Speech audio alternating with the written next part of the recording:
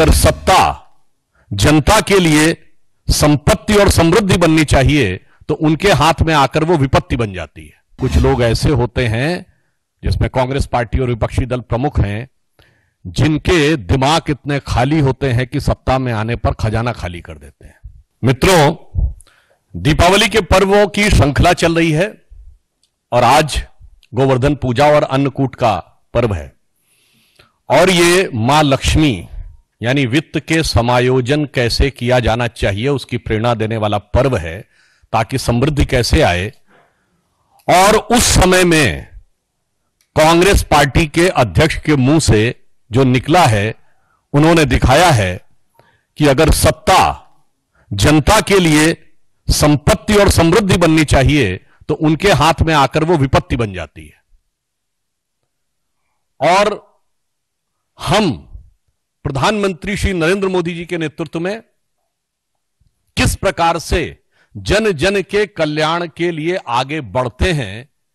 उसका मैं प्रमाण देना चाहता हूं। जस्ट आपने देखा होगा पिछले 2-3 बजट से जो precious James and jewellery and the luxury items के ऊपर ग्रेजुअली टैक्स एंड ड्यूटी बढ़ाई गई है और जरूरतमंद जनता को अनाज मुफ्त मुहैया कराया गया है। मोदी जी का यह विचार उस भगवान राम के आदर्श से प्रेरित है, चूंकि दीपावली का पर्व है,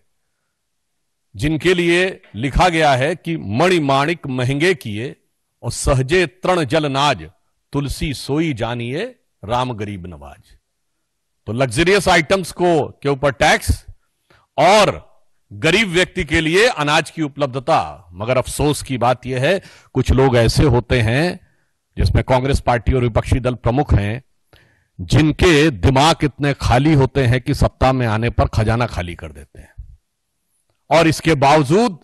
जनता को वांछित व्यवस्था उपलब्ध नहीं करा पाते हैं। मैं यह बात कहना चाहता हूं कि कांग्रेस अध्यक्ष श्री मल्लिकार्जुन खड़गे जी देश के बहुत वरिष्ठ नेता हैं,